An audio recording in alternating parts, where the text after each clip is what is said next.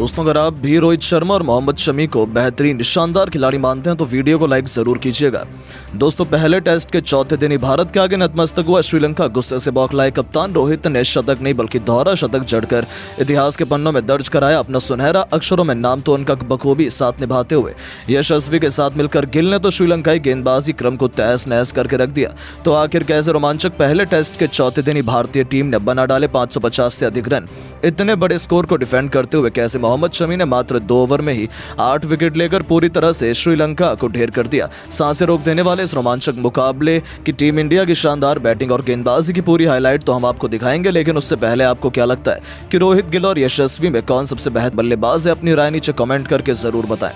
दोस्तों, जैसा कि आपको पता है, टी20 और वनडे सीरीज की समाप्ति के बाद इंडिया और श्रीलंका के बीच रोमांचक पहले टेस्ट के तीनों दिनों का जबरदस्त घमासान एक एक्साइटिंग मोड पर आ चुका है, जहां आर प्रेमदासा के मैदान पर इस रोमांचक पहले टेस्ट मैच की शुरुआत में जब सिक्का उछाला गया तब टॉस के बॉस बने कप्तान रोहित शर्मा और उन्होंने आंख मूंदकर पहले बल्लेबाजी करने का फैसला किया। उनका फैसला सही साबित हुआ, जहां पहली पारी में विराट कोहली के तूफानी शतक के ऋषभ पंत की धाकड़ बैटिंग के दम पर टीम इंडिया ने 350 रन ठोक डाले। इसके जवाब में अश्विन और जडेजा ने पूरी की पूरी श्रीलंका को केवल 310 रन बनाकर ऑल आउट कर दिया, जिसके बदौलत टीम इंडिया को 3 दिनों का खेल खत्म होने के बाद 40 रनों की लीड मिली थी। अब चौथी पारी में भारतीय बल्लेबाजों के सामने चुनौती थी इस 40 रनों के लीड को कम से कम 500 रनों के पार ले जाने की, क्योंकि इससे छोटा स्कोर बनाकर टीम इंडिया मैच को बीच में छोड़ देती, लेकिन 500 रन आसानी से भारतीय गेंदबाज डिफेंड कर सकते थे। ऐसे में इसी जिम्मेदारी को उठाकर एक बार फिर सफेद जर्सी में इन्फॉर्म कप्तान रोहित शर्मा के साथ शुभमन गिल की तूफानी जोड़ी अपने बल्ले से गदर मचाने के लिए मैदान में उतर चुकी है। जो एक हैरानी भरा फैसला था, यशस्वी जायसवाल को बैटिंग में डिमोट कर नंबर 3 पर भेजा गया था। दोस्तों, इन्होंने एक बार फिर गेंदबाजों की शामत लाने का मन बनाया। रोहित ने लहरू कुमार की गेंद पर कट शॉट से चौका बटोरकर अपने तेवर श्रीलंका को दिखाने शुरू कर दिए थे। दूसरी तरफ गिल ने भी मिड विकेट के ऊपर से खतरनाक छक्के से अपनी पारी का आगाज किया। फिर इन दोनों खिलाड़ियों ने पीछे मुड़कर नहीं देखा। क्लासिकल टेस्ट मैच के अंदाज में दोनों खिलाड़ियों ने अपनी अपनी शुरुआत की संभलकर बल्लेबाजी करते हुए अर्धशतकीय पार्टनरशिप बनाई। तो देखते ही देखते 19वें ओवर की आखिरी गेंद पर कमिंडो मेंडिस के खिलाफ आगे बढ़कर रोहित ने बेहद शानदार अंदाज में छक्के से न सिर्फ 50 पूरा किया बल्कि गिल के साथ शतकीय पार्टनरशिप को भी अंजाम दिया। इन दोनों खिलाड़ियों के बीच साझेदारी का तोड़ पहले सेशन में तो लंकाई खिलाड़ी नहीं निकाल पाए। गिल ने भी अपने कप्तान का बखूबी साथ निभाया और फॉर्म में वापसी करते हुए इस खिलाड़ी ने भी अपने अर्धशतक के आंकड़े को पार कर लिया था। वो शानदार टच में नजर आ रहे थे। पहले सेशन का अंत हो चुका था, जहां टीम इंडिया ने 29 ओवर खेलकर 169 रन बनाए थे।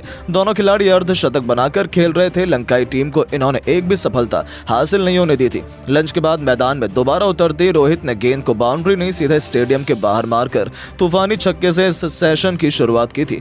दोनों खिलाड़ियों के मैदान में आते ही आक्रामक रुख अपनाया था। गिल शानदार लय में नजर आ रहे थे और उन्होंने कसून रचिथा की गेंद पर बेहतरीन चौका लगाकर पहले टेस्ट में अपना तूफानी शतक केवल 105 गेंद पर पूरा कर लिया, जिसकी बदौलत टीम इंडिया बेहद मजबूत स्थिति में आ चुकी थी। लेकिन अपनी सेंचुरी पूरी करते गिल कमिंडो मेंडिस के जाल में फंस गए और एलबीडब्ल्यू होकर उन्हें पवेलियन लौटना पड़ा। उन्होंने 124 गेंद पर बेहतरीन 100 रन बनाए थे, जिसमें 4 छक्के तो वहीं 9 चौके भी शामिल थे। उनके रूप में टीम इंडिया को पहला झटका लगने के बाद अब मोर्चा संभालने के लिए मैदान में यशस्वी जायसवाल कदम रख चुके थे। अब मैदान पर एक तरफ जहां खुद कप्तान रोहित थे तो वहीं दूसरी तरफ यशस्वी एक नई भूमिका में खुद को साबित करने के लिए उतरे थे। श्रीलंका को लगा था कि पहले विकेट के बाद वो भारतीय टीम पर दबाव बनाएंगे, पर इन दोनों खिलाड़ियों ने तो अगले कुछ घंटों में वो किया जिसका अंदाजा किसी को भी नहीं था। जायसवाल ने अपनी कड़क फॉर्म को जारी रखते हुए आक्रामक अंदाज में तूफानी छक्के से अपनी पारी की, तो फिर टेस्ट को टी20 बनाते हुए चौके छक्कों की झड़ी लगा दी। जी हां, एक के बाद एक यशस्वी ने अशिता फर्नांडो की 3 गेंद पर 2 चौके तो वहीं एक तूफानी छक्का भी ठोक डाला। मैदान में गदर मचा दिया। लंका के तो पैरों तले जमीन खिसक गई थी। जायसवाल का यह विध्वंसक रूप देखकर ऐसा लग रहा था वो केवल श्रीलंका पर अपना गुस्सा उतार रहे हैं। मेंडिस की गेंद पर 2 रन लेकर उन्होंने केवल 47 गेंद पर अपना पहला अर्धशतक भी ठोक दिया था। भारतीय टीम ने टी ब्रेक तक 382 रन बना लिए थे, तो वहीं यशस्वी 82 रन बना चुके थे। लेकिन दोस्तों, असली जलवा तो कप्तान रोहित ने दिखाया था, जिन्होंने न केवल अपना शतक पूरा किया बल्कि 147 रनों के स्कोर तक भी पहुंच चुके थे। चाय के तुरंत बाद वापसी करते ही एक बार फिर रोहित ने अपने बल्ले की चमक से पूरे क्रिकेट जगत को नतमस्तक नतमस्तक कर दिया। उन्होंने हिटमैन वाले अवतार में शानदार छक्का जड़कर 150 रनों का आंकड़ा पार किया, जिस पर पूरे स्टेडियम ने खड़े होकर तालियां बजाई। वहीं उनके साथ ही यशस्वी को रोक पाना भी श्रीलंका के बस की बात नहीं हो पाई। रोहित से कंधा मिलाते हुए इस होनहार खिलाड़ी ने भी शानदार चौके से अपना लाजवाब शतक केवल 122 गेंद में पूरा किया और न जाने कितने ही बड़े बड़े रिकॉर्ड अपने नाम कर डाले। उसके बाद भी रुकने का मन उन्होंने नहीं बनाया। यशस्वी और रोहित तो बेमिसाल बल्लेबाजी कर रहे थे, हालांकि शतक पूरा करते ही यशस्वी भी गलती कर बैठे और 109 रन बनाकर उन्हें वापस जाना पड़ा। तब जाकर श्रीलंका ने थोड़ी राहत की सांस ली थी, लेकिन कप्तान रोहित कहां रुकने वाले थे। वो जो आज इतिहास लिखने के इरादे से आए थे और देखते ही देखते चौके छक्कों की सुनामी लाते हुए रोहित ने लहरू कुमार की गेंद को स्टेडियम के दूसरे स्टैंड में छक्के के लिए मारकर अपना दोहरा शतक ठोक दिया था। वो भी लंबे समय बाद। वो एक अलग ही मूड में थे, वो रिकॉर्ड पर रिकॉर्ड तोड़ते जा रहे थे। कप्तान की इस उपलब्धि पर पूरा स्टेडियम रोहित रोहित के नारों से गूंज उठा था। अपनी विस्फोटक बैटिंग से रोहित ने टीम इंडिया को 550 रनों तक पहुंचा दिया था, जो लंका की धरती पर एक विश्व रिकॉर्ड है। जहां कप्तान रोहित 209 रन बनाकर नाबाद रहे हैं, इस दौरान उन्होंने 9 खौफनाक छक्के तो वहीं 20 बेहतरीन चौके भी लगाए हैं। उनकी शानदार बैटिंग के दम पर टीम इंडिया ने 570 रनों का लक्ष्य श्रीलंका की क्रिकेट टीम को चौथी पारी में चेस करने के लिए सौंपा था। श्रीलंका को लग रहा था कि वो इस लक्ष्य को पीछा करते हुए अच्छी लड़ाई लड़ेंगे, लेकिन सबको पता था कि भारतीय टीम इसे डिफेंड करते हुए श्रीलंका को 2 बार ऑल आउट कर सकती है।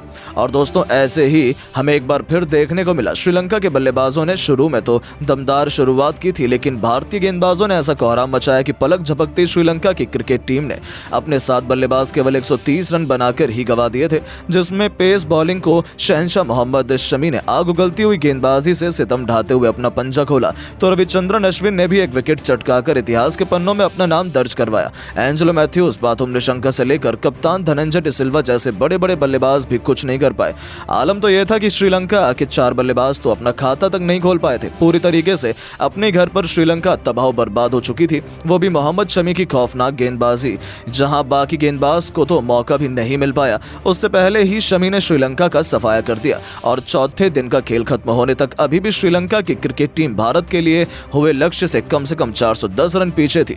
उनके हाथों में केवल 3 बल्लेबाजों के विकेट बचे हुए थे, वो भी बल्लेबाजी नहीं गेंदबाजी के, जिन्हें टीम इंडिया दिन के पहले सेशन में ऑल आउट कर आसानी से यह पहला टेस्ट मैच अपने नाम कर सकती है। इसमें तो कोई भी शक की बात नहीं है और इस जीत का हीरो कहीं ना कहीं मोहम्मद शमी और रोहित शर्मा को माना जाए तो वो भी गलत नहीं होगा। लेकिन दोस्तों, अब आपको क्या लगता है कि टीम इंडिया क्या श्रीलंका को टेस्ट सीरीज में 3-0 से क्लीन स्वीप कर पाएगी या फिर नहीं? अपनी कीमती राय नीचे कमेंट करके जरूर बताएं और ऐसी शानदार खबरों के लिए चैनल को सब्सक्राइब जरूर करें। धन्यवाद।